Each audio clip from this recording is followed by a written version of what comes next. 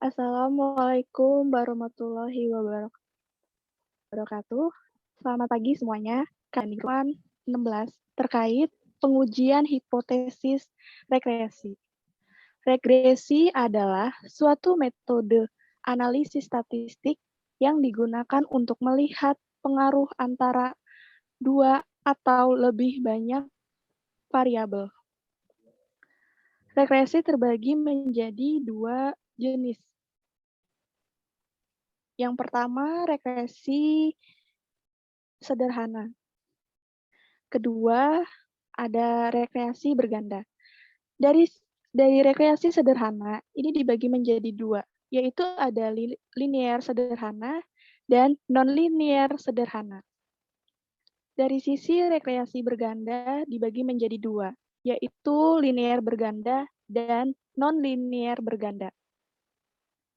Slide ketiga. Beberapa kegunaan regresi. Yang pertama, membuat estimasi rata-rata dan nilai variabel tergantung dengan didasarkan pada nilai variabel bebas. Yang kedua, untuk menguji hipotesis karakteristik dependen. Ketiga, meramalkan nilai-nilai rata-rata variabel bebas yang didasari nilai variabel bebas di luar jangkauan sampel. Slide kelima. Penggunaan asumsi dalam hal ini adalah didasarkan pada hal-hal berikut. Pertama, model regresi harus linear dalam parameter. Kedua, variabel bebas tidak berkorelasi dengan data disturbance term atau error. Ketiga, nilai disturbance term sebesar 0 atau dengan simbol sebagai berikut, buka kurung E, buka kurung U dibagi X, tutup kurung, sama dengan 0. Keempat, varian untuk masing-masing error terms konstan. Kelima, tidak terjadi autokorelasi. Keenam, model regresi hendaknya dispesifikasi secara benar, tidak terdapat model yang digunakan dalam analisis empiris. 7. Jika variabel bebas lebih dari satu, maka antara variabel bebas atau explanatory tidak ada hubungan linear yang nyata. Slide ke-6. Slide ke-6. Penguji hipotesis regresi atau regresi linear sederhana secara sederhana yang ideal harus memenuhi beberapa asumsi berikutnya. Pertama, ekspektasi yang lemah. Kedua, linearitas. Ketiga, varian error yang konstan. Keempat, autokorelasi untuk data time series. Slide ke-7. Di sini ada contoh kasus regresi sederhana.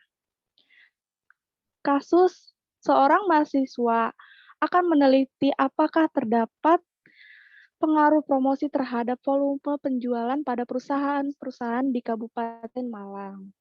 Untuk kepentingan penelitian tersebut diambil 10 perusahaan sejenis yang telah melakukan kegiatan promosi. Alternatif judul penelitian, pengaruh biaya promosi terhadap volume penjualan. Rumusan masalah, apakah terdapat pengaruh antara biaya promosi terhadap volume penjualan perusahaan. Hipotesis, terdapat pengaruh antara biaya promosi terhadap penjualan perusahaan. Kriteria penerimaan hipotesis. Antara biaya iklan terhadap penjualan perusahaan. HA, terdapat pengaruh antara biaya iklan terhadap penjualan. Nah, di sini ada contoh data ini sederhana. Di penjualan ada promosi juga. Nomor 1 itu Rp73.600 dan promosinya Rp23.000 sampai seterusnya, sampai 10. Silakan kita menggunakan SPSS. Nah, di bagian slide ke-9 ini ada hasil dari menggunakan SPSS. Nah, mari kita lihat di bagian hasil analisis tersebut bahwa data promosi atau konstan senilai 1,512. Nah, terus terdapat standar error yaitu berupa nilai 316 dan betanya 861 dan nilai T-nya itu 4,785, sig-nya itu tuh. Interpretasi hasil Y absen sama dengan 45800,119 ditambah 1,512X. Maka persamaan regresi linier sederhana tersebut adalah pertama konstan sebesar 45800,119 tanpa kegiatan promosi X atau biaya promosi sama dengan 0. Maka volume penjualan Y nilainya sebesar 45800,119. Kedua, koefisien regresi variabel biaya promosi X sebesar 1,512 jika biaya promosi mengalami kenaikan sebesar Rp1, maka volume penjualan Y akan mengalami peningkatan sebesar 1,512. Sebaliknya, jika promosi mengalami penurunan Rp1, maka volume penjualan Y akan mengalami penurunan sebesar Rp1,512. Nah, slide yang ke-10 ini masih menggunakan SPS, yaitu dependent variable penjualan, di mana nominalnya ini masih tetap sama ya. Saya akan menjelaskannya. Interpretasi hasil uji T. Uji T digunakan untuk mengetahui apakah variabel biaya promosi X berpengaruh secara signifikan terhadap variabel volume penjualan Y. Pertama, berdasarkan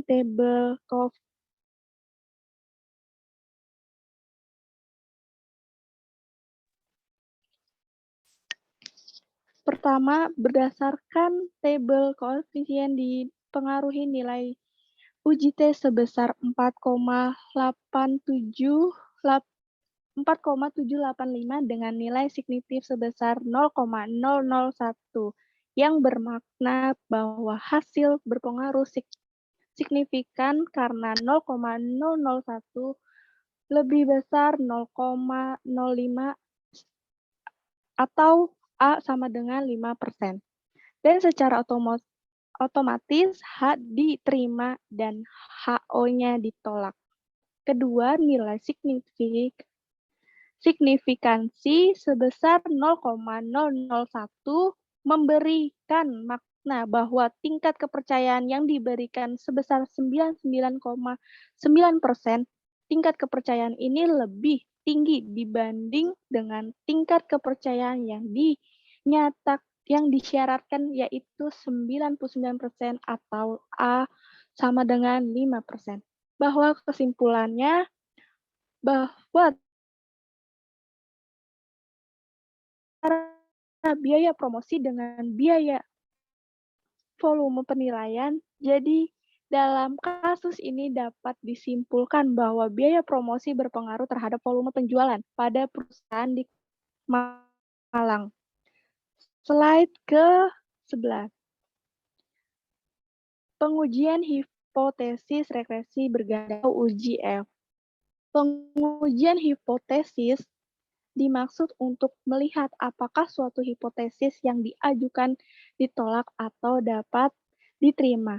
Hipotesis merupakan asumsi atau persyaratan mungkin benar atau salah mengenai suatu populasi. Slide ke-12, di sini kita lihat regresi linear berganda, syarat yang memenuhi dalam uji asumsi klasik antara lain dibagi menjadi 4. Yang pertama, uji normalitas. Kedua, uji multikolinearitas. Ketiga, uji heteroskedastisitas. Dan keempat, uji autokorelasi. Nah, di sini ada kuisnya nih guys. Kita lihat ya.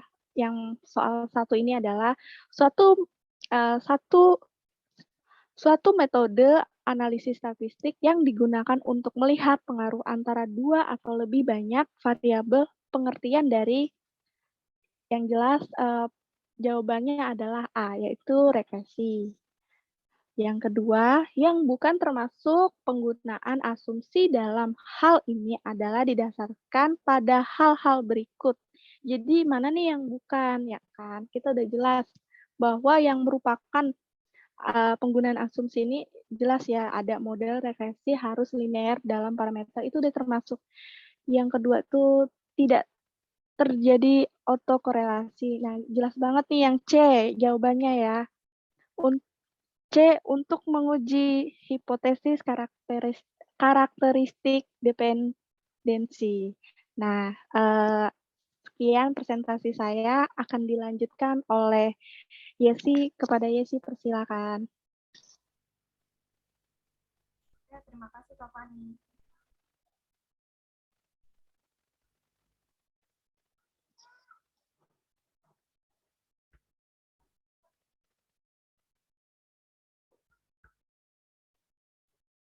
Saya Yesi Rosmiati akan mempresentasikan tentang analisis regresi variabel moderating dan intervening. Variabel intervening adalah hubungan antara variabel independen dengan dependen menjadi hubungan yang tidak langsung. Harus menggunakan analisis jalur, path analysis, atau disarankan menggunakan metode struktural. Equation modeling atau disingkat SEM. Contohnya, diterapkan kebijakan harga baru diikuti peningkatan volume penjualan, sebab pembeli bersifat rasional. Yang kedua ada variabel moderating. Variabel yang memperkuat atau memperlemah hubungan antara satu variabel dengan variabel lain. Contohnya, besarnya konsumsi tidak hanya dipengaruhi oleh pendapatan, tetapi gaya hidup ikut menentukan pendapatan terhadap konsumsi. Di sini ada jenis-jenis variabel, yaitu ada variabel bebas, variabel tergantung, variabel moderating, dan variabel intervening. Variabel bebas yaitu variabel yang mempengaruhi variabel tergantung. Variabel tergantung yaitu variabel yang besar kecilnya tergantung pada variabel bebas. Variabel moderating adalah variabel yang memperkuat atau memperlemah hubungan antara variabel bebas dengan variabel tergantung. Metode untuk melakukan analisis linear dengan variabel moderating. Yang pertama ada multiple regression analysis, yaitu metode dilakukan untuk menambah variabel perkalian antara variabel bebas dengan variabel moderatingnya, sehingga persamaan umum adalah sebagai berikut. Y sama dengan A plus B. B1 dikali B1 X1 plus B2 X2 plus B3 X1 X2. Sebagai contoh, dengan Y adalah kinerja, X1 adalah kepuasan kerja, X2 kompensasi, dan X1 X2 adalah perkalian antara kepuasan kerja dengan kompensasi. Yang kedua ada absolute residual. Variabel moderating didekati dengan selisih mutlak, yaitu absolute residual antara variabel bebas dengan variabel moderatingnya. Yang ketiga residual. Model ini menggunakan konsep lack of fit, yaitu hipotesis moderating diterima terjadi jika terdapat ketidakcocokan dari deviasi hubungan linear antara variabel independen. Metode analisis yang mempengaruhi variabel intervening, yaitu ada analisis jalur atau path analysis. Analisis regresi linear berganda atau analisis jalur adalah penggunaan analisis regresi untuk menaksir hubungan kausalitas antar variabel yang telah ditetapkan sebelumnya berdasarkan teori. Analisis jalur sendiri tidak dapat menentukan hubungan sebab akibat dan juga tidak dapat digunakan sebagai substitusi bagi peneliti untuk melihat hubungan kausalitas antara variabel. Hubungan kausalitas antar variabel telah dibentuk dengan model berdasarkan landasan teoritis. Perbedaan variabel intervening dan moderating. Variabel intervening berada dalam satu jalur hubungan, sedangkan variabel moderator berada di luar jalur. Ciri khas variabel intervening atau mediator terutama dalam penelitian keperilakuan atau sosial adalah mudah berubah. Misalnya, rasa puas, sedih, benci, emosi, mood, dan lain-lain. Sedangkan variabel moderator lebih susah berubah seperti masa kerja, usia, kepribadian, budaya, dan lain-lain. Contoh analisis persamaan regresi variabel moderating dalam SPSS. Terlampir contoh soalnya yang ada di samping. Itu ada nomor Y, X1, X2, dan X1 dikali X2. Keterangan data X1 dikali X2 adalah perkalian antara X1 dengan X2. Data ini diisi oleh 15 orang responden. Dibuatkan di Microsoft Excel. Terdapat dua persamaan regresi pada kasus soal moderating ini, yaitu Y sama dengan A plus B1 X1, Y sama dengan A plus B1 X1 plus B2 X2 ditambah B3 X1 X2. Langkah-langkah analisis regresi variabel moderating dalam SPSS. Yang pertama, buka lembar kerja SPSS. Kemudian klik variabel value. Pada bagian name tuliskan Y, X1, X2, dan X1 dikali X2. Selanjutnya, pada bagian label tuliskan kinerja manajerial, partisipasi anggaran, komitmen organisasi, partisipasi anggaran, komitmen organisasi X1, X2, dan bisa dilihat dari contohnya. Seperti ini contohnya. Selanjutnya, klik data view SPSS. Setelah dari menu Excel, copy data tersebut, lalu masukkan data penelitian di atas. Ini yang sudah di-copy dari Excel ke SPSS ya teman-teman. Ada Y, X1, X2, X1 dikali X2. Yang ketiga, regresi pertama untuk mengolah data ini pada menu SPSS, klik analis, regression, lalu linear. Di sini ada perintahnya. Yang keempat, regresi kedua untuk mengolah data ini pada menu SPSS, klik analis, regression, linear. Regresi kedua ini caranya masih sama. Klik analis, regresi, linear. Kemudian, masukkan kinerja manajerial yang Y ke kotak dependen dan partisipasi anggaran X1, komitmen organisasi X2, partisipasi anggaran dikali komitmen organisasi X1 dan X2 pada kotak independen, sehingga tampak di layar sebagai berikut. Untuk mengolah data kasus ini, saya melakukan dua kali analisis regresi. Setelah selesai, maka akan muncul output regresi. Yang pertama, hasil output regresi pertama. Nilai R2 pada regresi pertama sebesar 0,741 atau 74,1%. Sedangkan setelah persamaan regresi kedua, nilai R2 naik menjadi 0,809 atau 80,9%. Dengan melihat hasil ini di atas, dapat disimpulkan bahwa dengan adanya komitmen organisasi, variabel moderating akan dapat memperkuat hubungan partisipasi anggaran terhadap kinerja manajerial. Teman-teman bisa dilihat ya, ini hasil output regresi pertama dan keduanya. Nah, di sini ada kuis pertemuan 17. Ya, yang pertama, yang merupakan variabel intervening adalah di sini kita bisa lihat ya, kalau variabel intervening itu variabel yang berada yang tergantung dengan variabel dependen.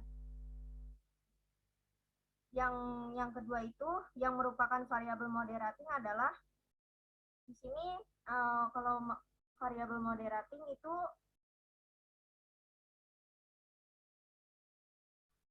ada penjelasannya.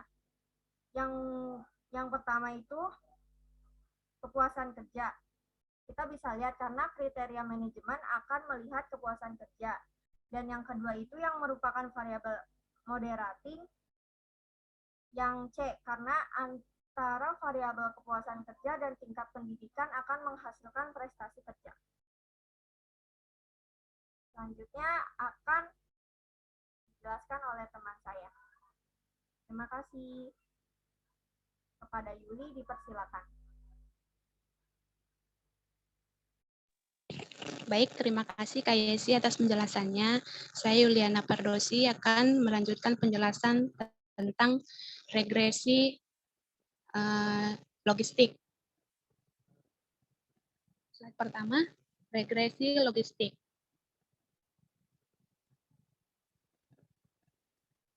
Regresi logistik adalah sebuah pendekatan untuk membuat model prediksi seperti halnya regresi linear, atau yang biasa disebut dengan istilah ordinary least squares atau LS regression. Yang kedua,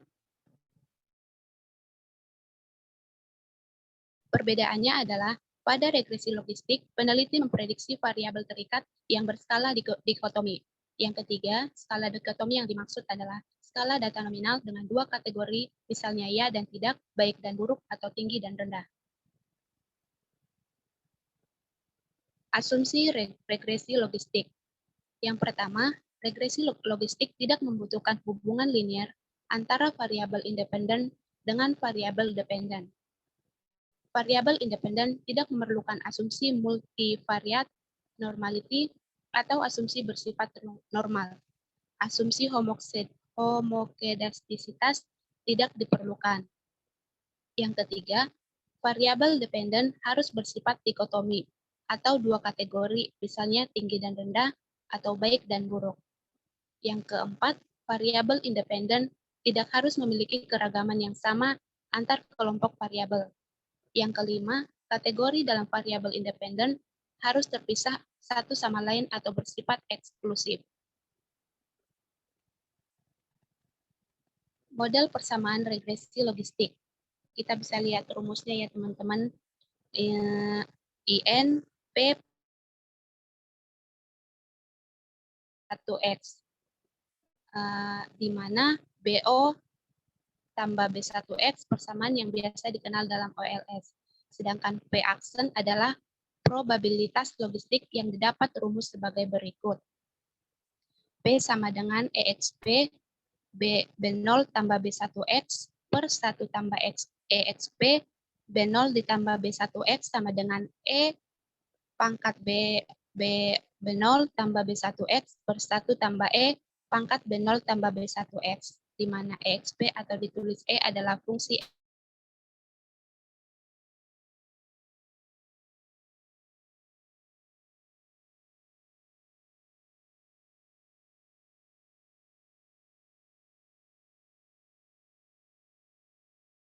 bisa disingkat EXP atau B atau OR EXP B, merupakan eksponen dari koefisien regresi. Jadi misalkan nilai slope dari regresi adalah sebesar 0,80, maka XPB dapat diperkirakan sebagai berikut. 2,72 pangkat 0,8 sama dengan 2,23. Slide selanjutnya, Kayes. Model perbedaan regresi. Yang pertama, nilai odds atau nilai odds ratio. Misalnya nilai XPB pengaruh rokok terhadap kanker paru adalah sebesar 2,23, maka disimpulkan bahwa orang yang merokok lebih beresiko untuk mengalami kanker paru dibandingkan dengan orang yang tidak merokok. Sedangkan pseudo R-square, istilah pseudo R-square yaitu nilai R-square semu yang maksudnya sama atau identik dengan R-square pada OLS. Jika pada OLS menggunakan uji F untuk mengukur tingkat signifikansi dan seberapa baik model persamaan yang terbentuk, maka pada regresi ini menggunakan nilai chi-square.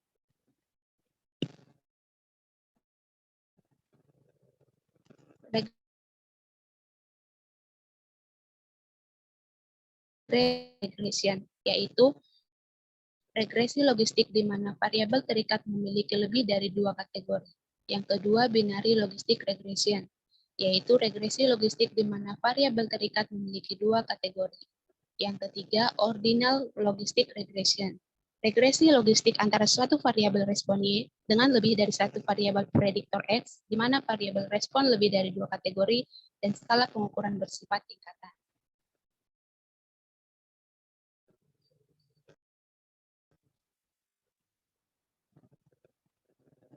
Selanjutnya, Kak Yes. Nah, di teman-teman ada contoh kasus regresi logistik. Misalnya, konsumen akan membeli makanan di rumah makan berdasarkan penilaian konsumen terhadap lokasi, pelayanan pendapatan, kebersihan, selera, dan harga. Dalam kasus ini hanya ada dua kemungkinan respon konsumen, yaitu konsumen membeli dan tidak membeli. Contoh analisis data regresi logistik sederhana. Status pekerjaan. Pemberian ASI eksklusif sebagai variabel dependen Y. Jika diberikan ASI eksklusif 1, tidak diberi atau bukan ASI eksklusif 0, variabel independen, status pekerjaan X1 dan pengetahuan ibu X2. Peneliti ingin mengetahui pengaruh status pekerjaan dan pengetahuan ibu terhadap pemberian ASI eksklusif. Data selengkapnya sebagai berikut.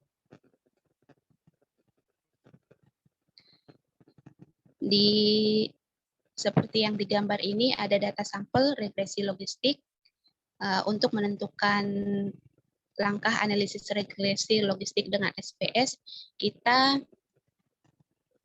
bisa melakukan langkah-langkah sebagai berikut. Yang pertama, klik analyze, kemudian regression, kemudian binary logistik. Kemudian masukkan variabel ASI eksklusif Y ke dalam kolom dependent. Kemudian masukkan variabel X1 dan XY ke dalam kolom covariate. Kemudian masukkan X1 ke dalam categorical covariate. Klik continue, pilih enter pada kolom method, klik option, klik classification plot dan Hosmer-Lemeshow, goodness of heat, case views, listing radiuses, and all case, dan klik OK. Jadi dari data yang tadi kita dapat hasil output regresi logistiknya sebagai berikut. Output case processing summary menjelaskan bahwa seluruh kasus atau case ternyata teramati semua sebanyak 40 sampel, artinya tidak ada sampel yang hilang atau miss. Ya, output di samping menggambarkan hasil proses input data yang digunakan pada variabel dependen, yaitu bukan ASI eksklusif kode 0 dan ASI eksklusif kode 1. Kemudian kita akan mendapatkan tabel seperti di bawah ini, tabel classification, tabel variable in the question, dan tabel variable not in the question.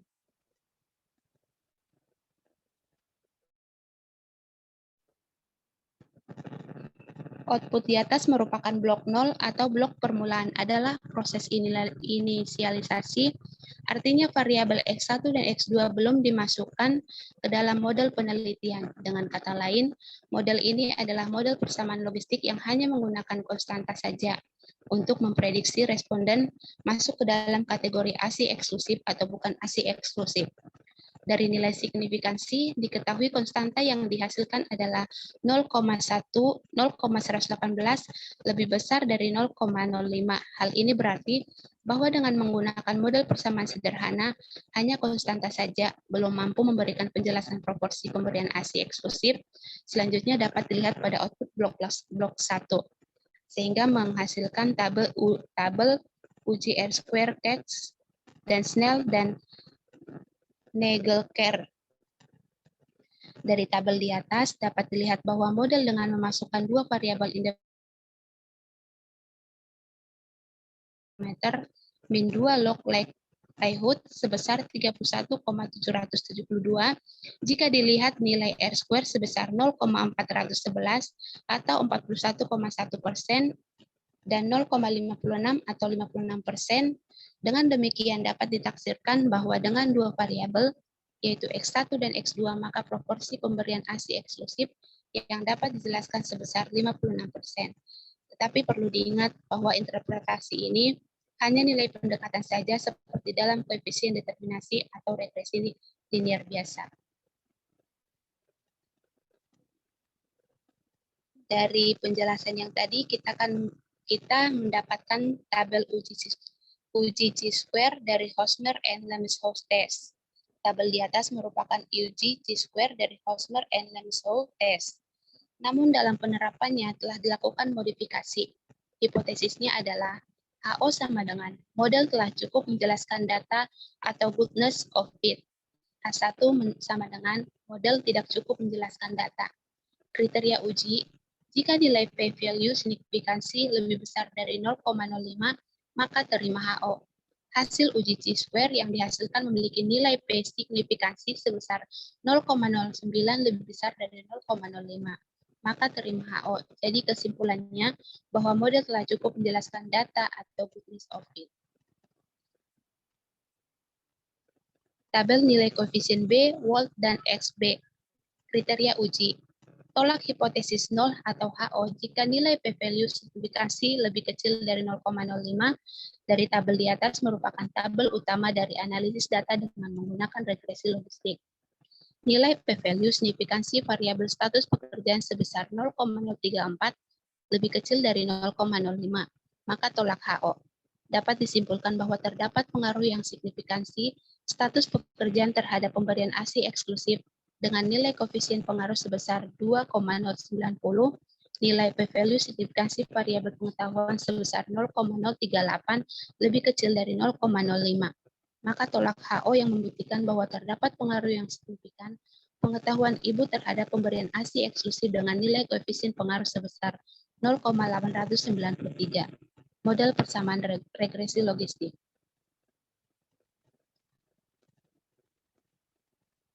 Persamaan regresi logistik di samping ada rumusnya ya teman-teman. Hasil persamaan regresi logistik di atas tidak bisa langsung diinterpretasikan dari nilai koefisien seperti regresi linear biasa. Interpretasi dapat dilakukan dengan melihat nilai dari XB atau nilai eksponen dari koefisien persamaan regresi yang terbentuk. Dari XB B1 dapat dilihat bahwa status tidak bekerja mempunyai kesempatan memberikan ASI eksklusif 8,088 kali lebih dibandingkan dengan responden yang berstatus bekerja. Nilai XB B2 sebesar 2,443, artinya itu akan ada perubahan sebesar 2,443 pada pemberian ASI eksklusif. Dengan demikian, bahwa jika ada peningkatan pengetahuan ibu dari rendah ke tinggi, akan meningkatkan probabilitas memberikan ASI eksklusif sebesar 2,443 kali. Ini ada kuis teman-teman dari jenis regresi logistik. Yang pertama, suatu asumsi yang menyatakan variabel dependen harus bersifat dikotomi atau 3 variabel adalah asumsi dari yang jelasnya asumsi dari regresi logistik biner ya teman-teman, yaitu C. Kita bisa lihat bagian yang di samping ya. Yang kedua, soal yang kedua, yang bukan termasuk penggunaan asumsi dalam hal ini adalah didasarkan pada hal-hal berikut ini. A. Model regresi harus linear dalam parameter. B. Tidak terjadi autokorelasi. C. Untuk menguji hipotesis karakteristik dependensi. Jawaban yang benar adalah B. Tidak terjadi autokorelasi. Sekian penjelasan dari saya, teman-teman. Apabila ada yang mau menambahkan, Kak Yesi mungkin atau Kak Fani.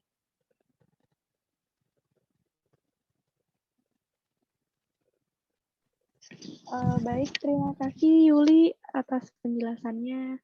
Dan terima kasih kepada Yesi atas penjelasan materinya.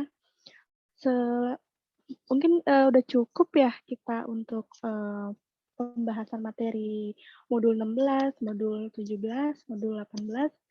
Baik, sekian dari kami. Apabila ada salah kata atau ucapan, mohon maaf. Saya akhiri. Wassalamualaikum warahmatullahi wabarakatuh. Terima kasih. Waalaikumsalam warahmatullahi wabarakatuh. Terima kasih Kak Fani. Salam warahmatullahi Terima Terima kasih Kak kasih. Yesi.